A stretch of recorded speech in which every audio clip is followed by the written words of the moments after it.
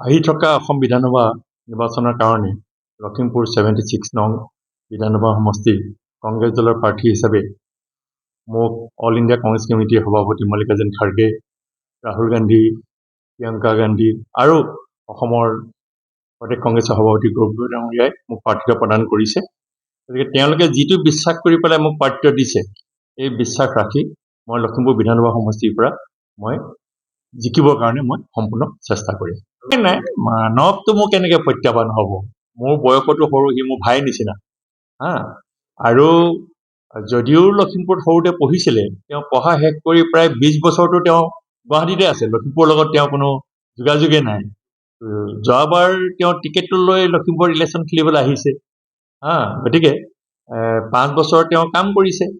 এতিয়া তেওঁ কৈ আছে যে তেওঁ একেবাৰে লখিমপুৰ বদলি কৰি দিলে, নতুন চেহেৰা দিলে। এইটো একেবাৰে মিছা কথা। কিন্তু কাৰণ যি চৰকাৰী নহওক বা যি বিধায়কেই নহওক, সকলোৱে তেওঁলোকৰ সেই 5 বছৰ সময়খিনিত কাম কৰে। আজি উৎপল ডাঙৰীয়াও বিধায়ক আছিল, মন্ত্ৰী আছিল, তেখেতৰ দিনতো যথেষ্টখিনি কাম কৰিছে। আমি ঢকুৱাখানাৰ বিধায়ক নৱদলৈক দেখিছোঁ, তেওঁ যথেষ্টখিনি ঢকুৱাখানা, তেতিয়া বগীনদী ব্লকটোৰ ঢকুৱাখানা সমষ্টিত আছিলে, এতিয়া লখিমপুৰ সমষ্টিত পৰিছে, তেওঁ কাম কৰিছে।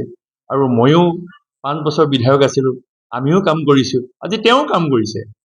এনেকুৱা কথা নহয় যে মানে তেওঁ বহুত কিবা এটা নতুনত্ব কৰিছে। আমাৰ প্ৰতিটো ব্লক পৰ্যায়ত, মণ্ডল পৰ্যায়ত, ভোট কেন্দ্ৰ পৰ্যায়ত আমাৰ কমিটি আছে, মহিলা কমিটি আছে, ইউথ কমিটি আছে, পেৰেণ্ট কমিটি আছে। গতিকে আমি প্ৰতিটো ব্লক, মণ্ডল, ভোট কেন্দ্ৰৰ যোগেদি আমি ইতিমধ্যে আমাৰ সংগঠনৰ কাম আমি কৰি আছোঁ। মানে যোৱাবাৰো হোৱা নাই, এইটো মানুহৰ এটা অপপ্ৰচাৰ।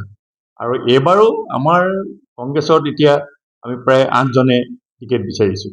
মই সকলোকে যোৱাকালি মই ফোন কৰিছোঁ যে সকলোৱে সহযোগিতা কৰিব লাগে। তেওঁলোকেতো সহযোগিতা কৰাৰ এটা মন মই দেখিছোঁ। আৰু গৌৰৱ গগৈৰ নেতৃত্বত অসমত চৰকাৰ পৰিৱৰ্তনৰ স্বাৰ্থৰ খাতিৰত, মূল্যবৃদ্ধি ৰোধ কৰাৰ স্বাৰ্থৰ খাতিৰত এইবাৰ অসমৰ ৰাইজে, ভোটাৰসকলে এবাৰ কংগ্ৰেছ দলৰ হাতৰ চিনত ভোট।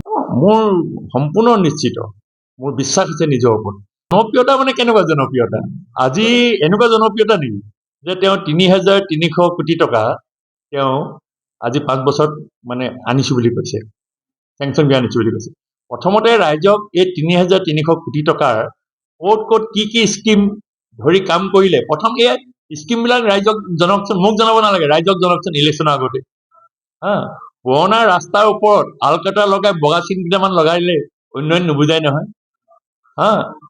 তেওঁ ঘৰৰ ওচৰত 3আলি-4আলিত লাইট কেইটামান লগাই দিলে উন্নয়ন নুবুজাই নহয়। হয়, ফ্লাইঅভাৰ এখন বনাইছে, এইটো ভাল কাম হৈছে। আৰু ষ্টেডিয়ামটো তেওঁৰ নেতৃত্ব নহয়, এইটো সৰ্বানন্দ সোণোৱাল ডাঙৰীয়াই চেংচন কৰিছিলে, তেওঁৰ দিনৰ পৰাই কাম হৈ আছে। আধাৰুৱা কামখিনি সম্পূৰ্ণ হৈছে, এইটো ভাল হৈছে। আমি AGP চৰকাৰক আমি ধন্যবাদ দিছোঁ। কিন্তু আমাৰ দিনতোতো আমি মেডিকেল কলেজ ফাউণ্ডেশ্যন লৈ কৰিছোঁ। গছ পুলি এটা নুৰুলে গুটি লাগিব জানো, ডাঙৰ হ'ব জানো? মই যদি ফাউণ্ডেশ্যন লৈ নকৰিলোহেঁতেন, আজি লখিমপুৰত মেডিকেল কলেজ হ'লহেঁতেন নেকি? মেডিকেল কলেজ কংগ্ৰেছ চৰকাৰৰ দিনত, মই বিধায়ক থকাৰ দিনত মই ফাউণ্ডেশ্যন লৈ কৰিছোঁ। আজি ভেটেনাৰী কলেজ 15-20 বছৰ মৰি আছিলে, পুনৰ জীৱিত কৰি CMক মাতি আনি অপেনিং কৰি আজি অসমৰ বিভিন্ন শিক্ষিত ল'ৰাই আহি ডক্টৰ পঢ়ি আজি ডক্টৰ হৈ আছে। আজি যিটো বাইপাছ, পহুমৰাৰ পৰা যিটো বাইপাছ 6 মাইল ওলাইছে, এইটো কোনে চেংচন কৰিছে? সংসদৰ মজিয়াত মাত মাতিছোঁ, CMৰ লগত কথা পাতিছোঁ, চেংচন কৰাইছোঁ, বাইপাছ সম্পূৰ্ণ কৰিছোঁ। তাৰ উপৰিও আজি ৰঙা নদী মথাউৰি, NHPC যেতিয়া ডেম হৈ গ'ল, প্ৰতি বছৰে মথাউৰি ভাঙে আৰু বানপানী হয়। আমি চৰকাৰৰ লগত কথা পাতি বিজ্ঞানসন্মতভাৱে জিঅ' বেগ প্ৰয়োগ কৰি পেলাই আজি সুন্দৰভাৱে এটা মথাউৰি নিৰ্মাণ কৰিলোঁ, যাৰ কাৰণে আজি ৰাইজ আজি সুৰক্ষা হৈ আছে। আজি তাৰকা গৃহ মৈদিমীয়া গাঁৱত আমাৰ দিনত আনিছোঁ। মানে বজাৰত এটা ভাল বিল্ডিং নাছিলে, এটা মটৰচাইকেল গাড়ী পাৰ্কিং নাছিলে, নতুনকৈ বিল্ডিং বনাইছোঁ, পাৰ্কিঙৰ ব্যৱস্থা কৰিছোঁ। আজি 50খন গাড়ী, 50খন মটৰচাইকেল, চাইকেল ৰাখি আজি ৰাইজে বজাৰ কৰিবলৈ সুবিধা পাইছে। তাৰ বাহিৰেও মোৰ দিনতো কিন্তু 3আলি-4আলিত অকল টাউনত নহয়, ষ্ট্ৰীট লাইটৰ ব্যৱস্থা কৰিছিলোঁ। জহিং, গুদলি বজাৰ, লীলাবাৰী, পানীগাঁও, আজাদ টাউন, এতিয়াতো খালি টাউনৰ তেওঁ ঘৰৰ ওচৰতে কেইটামান ষ্ট্ৰীট লাইট লগাইছে।